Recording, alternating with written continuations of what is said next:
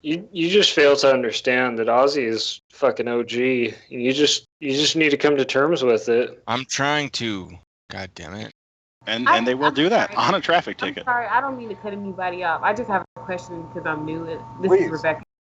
How if like you were just saying that most of the time it's 2 or 3 sessions or a motions hearing or pre-trial hearings, whatever they decide to label it as, and then they decide to kick it. In my situation, it's been over a year, and they still, this is about 4 or 5, I think, maybe 3 or 4, something around there, and they're still refusing to kick it. So I get you. So if you had 3 or 4 more horns locked, good sparring with them, where they really found that they couldn't get you to abandon questions, maybe. Again, there's no guarantees of any sort, of course. Right. And yeah, the main thing in what Gary's saying is that it comes down to an equation of effectiveness and steamrolling, that the more effective you get, the worse they look to their bosses. But they always have the out of steamrolling just because they have the ultimate supreme power.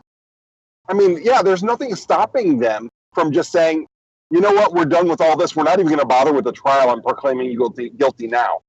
As absurd as that sounds, it has happened. Now, very high-risk maneuver on their part because it doesn't even pretend to look good, you know? So I know if they do decide something like that, wouldn't that be at the point the other person would file for an appeal and hope that the appeal... Well, I mean, I don't even know if appeal's the right word if you haven't even had a trial. You know, if it's that blatant, you know, maybe a motion to even strike that sham of a non-trial would be more appropriate, you know? Okay, so how does the judge get away with forcing you to trial in that situation if they refuse to answer your motions? Like, what? It's simple because they can. Okay, there's two meanings of the word forcing, and I want to kind of get that one in and ask you. So they're always trying to make it look like they just morally persuaded you. Okay, called moral suasion, by the way. And and we call that forced, and kind of conversationally we call that someone forced me to blah blah blah. And there's the other side of force where it's they literally or almost literally put a gun to your head or threatened you with violence and forced you in a more like violent sense, right? And we call both of them forced.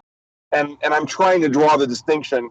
You mean forced as in threatened you with violence, or forced as in really turned up the screws in the moral persuasion department and caused you to fold?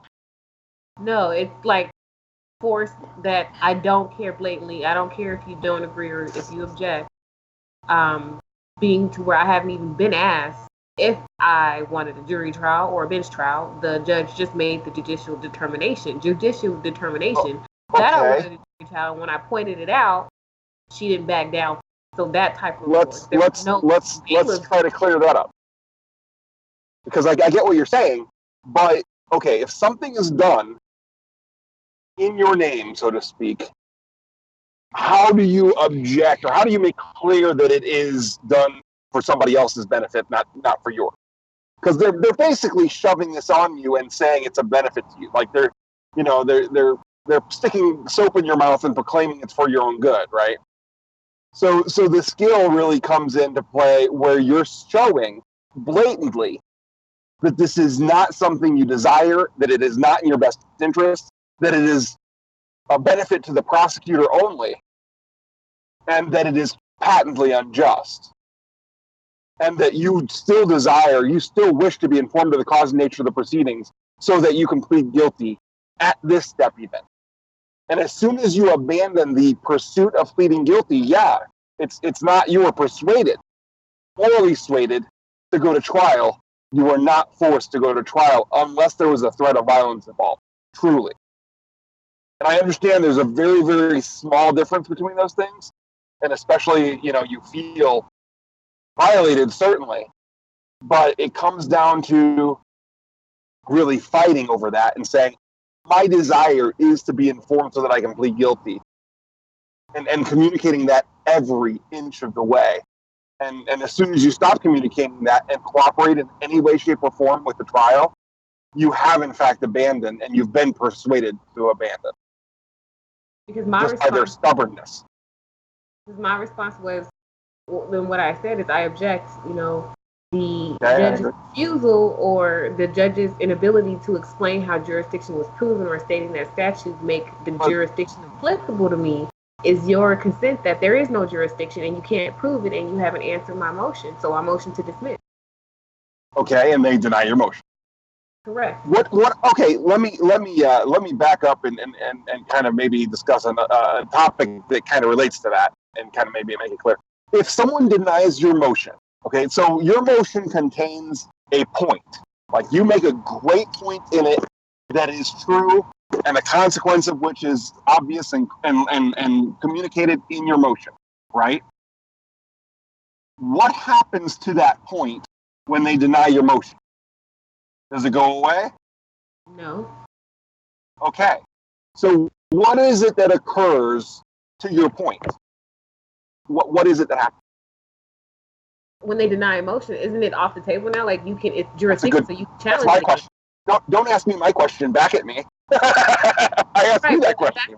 I'm not trying to answer the question back to you. I'm trying to restate it to a way to where I understand what you're asking. Because honestly, being a newbie, there is no way for me to answer your question because I really don't fully understand, you know, the way. Great. Perfect. That is a perfect response. Okay, so let's discuss it a little bit. A motion is a way of communicating a point. Okay, that point is, hey, here is a fact, and here is a consequence of that fact, and here is the only way to arrive at justice. Communicate, write it down, here's your motion, right? Now, a motion from our perspective is usually that. From a lawyer's perspective, sometimes a motion is asking for a favor or asking for the judge to use his discretion to help them out. And that's a different kind of motion because that's a request rather than a point, right? It's not making a point, it's just asking for a favor. And if that is denied, you're done. It goes away. Because if you ask for a favor and that favor is denied, you're done. The communication is complete. If we're making a valid point and pointing to a conclusion from that, and describing justice, and they deny that motion, the point still exists. And furthermore, it's even been communicated to them. And the topic I'm trying to discuss right now is what occurs when she denies a motion that made a valid point and has a logical consequence, rather than the motion that they're used to, which is asking for a favor and denying the favor. Because once a favor is denied, it's gone. But a valid point and a consequence doesn't go away just because you put your fingers in your ear, right?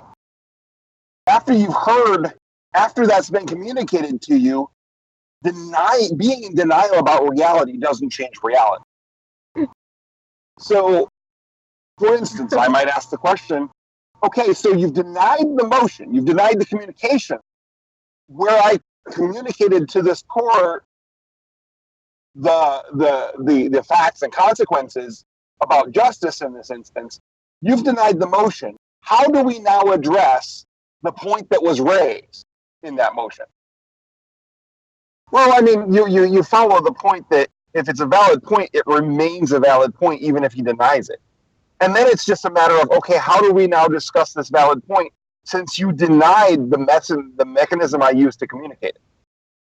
Right. So the valid communicated, it was on writing. He denied the motion. I don't know why. Wrong paper. Who knows, right? So the question becomes, how do we now contend with the valid point that I raised in that motion since you've, and whatever that means, denied the motion? She never gave me any paperwork saying that the motion was denied. I don't care. Okay. I don't care if she just gave it a thumbs down. It doesn't matter. The question still remains, how do we contend with this point and the consequences of that point? You know, motion aside, I could care less. The motion was just a way to communicate it. That's done. Right. You know, it's done its job. It has communicated the point. They can't contend that you've not communicated the point anymore. How do we now talk about and resolve the point? Right. And that's why I'm lost. Like, once she denied it and she tells me, well, this is what she says. I'm like, well, you denied it without providing the evidence. And she said, you don't have to keep repeating yourself. We get the point. You filed the motion. No, you're not. Yeah, you're not getting the point, though. The point is to communicate the valid point to you. See, they're trying to approach it as if it was a request. And they're trying to treat it as a request so that when they deny your request, you'll drop the point. Why? Because they're expecting you to behave like a lawyer. Well, she told me I couldn't bring up the point anymore, and that's why I was asking, like, is that valid? I read you can challenge jurisdiction at any time. She's telling you you couldn't bring up the point anymore. Yeah, she said you can no longer already denied the motion, and that's it. Wait, no, you changed your wording there. Let's back up. You can no longer dispute it. Is that what she said? Yeah, she's like, okay, that's different. Hold on, that's great. Let's work with that. She said you can no longer dispute the conclusion, right? Let me give you the exact thing she said. She doesn't care if I don't agree. She doesn't care if I object. It's not about agreeing. She doesn't care. She's right. Okay. Or if so far, I agree with her. Oddly enough. So go on. She didn't care about me refiling it and repeating myself, and I agree with her. I agree with her so far. Responded and provided jurisdiction, and that's pretty much. Hold on. The state has already responded and provided what? Responded and provided the response, which was the statutes, that jurisdiction. So pretty much responded. Hold on. She said, yes. Okay. So the state has already responded. And provided the statute? Yes. Okay, so someone out there has put in a motion that has nothing to do with your motion. Is the only way I can interpret this, because your motion was not for them to provide the statute, was it?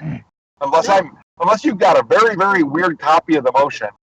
No. It was not asking for a response of providing a statute.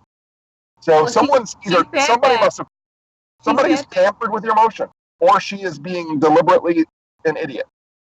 Or not deliberately. I told her that. I said, you responded and you're denying it. Your proof was statutes, and based off of the police report that isn't even used as evidence or even mentioned at the trial. So you did not provide proof or evidence that jurisdiction does exist. Okay, so you made an assertion there, which is a little bit shaky, but I understand your assertion. The problem is now that you have to make it so clear that she can't just say, piss off. So she provided the statute, right? And she's contending that she's provided the statute. The question to me becomes, okay, I see that you provided a statute, and that statute, are we all in agreement that statute does not contain any evidence of the truth of jurisdiction? And that's the confession that I'm trying to figure out. So you're speaking slightly different languages, and you need to make clear that she's reinterpreting your question and then answering that. When you're asking for evidence, she's reinterpreting that to mean to provide a statute, and saying you've been answered that question several times now. Stop asking. It's already been decided. Yada yada yada.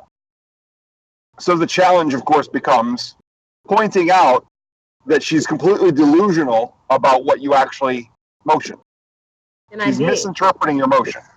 And I did. I said, I object. Can you please explain and go through, since this is a status conference and you're stating my motion is denied, can you please, if I don't understand, can you please explain? No, she's not in charge of making you understand.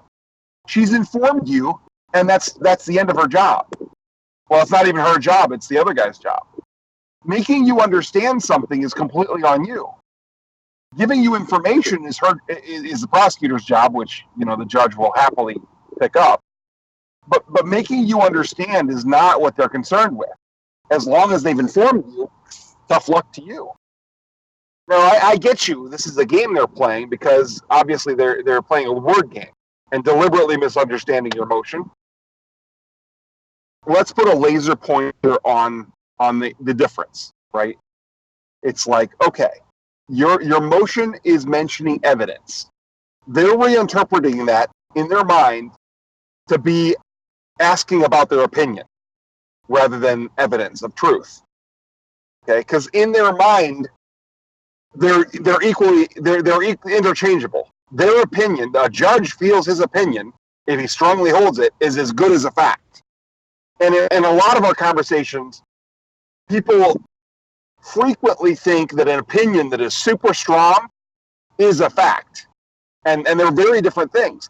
A fact and an opinion have nothing to do with each other.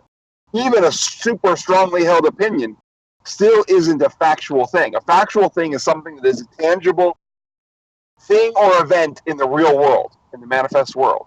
And that's the end of the list. You know, all of their statutes describe an abstract imaginary world, you know, and so forth, and describe a legal figment of the imagination, you know, just a concoction. And they provided you that and said that's just as good as reality. And the difference, but for them, the difference between legal reality, quote unquote, and actual manifest reality is unimportant. And they want you to find it to be unimportant too. And so every time you ask about manifest reality, they're going to feed you some legal garbage and say that's as good. And so drawing that laser pointer on the idea that, oh, okay, so are you saying that there is no manifest reality facts that this court has jurisdiction, aside from your legal concoctions of opinion that it's so? And they're drawing that distinction between the two. Because they keep saying, your question's not relevant, we've already provided you the legal opinion that makes it so. So why do you keep asking for facts? We've given you the legal facts, quote unquote legal facts.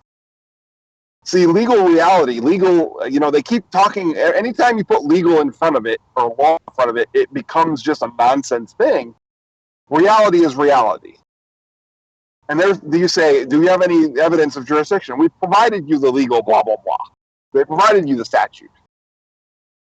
We've provided you the legal opinion that we rely on to continue as if that was reality. And we're trying to show that, you know, there's a difference.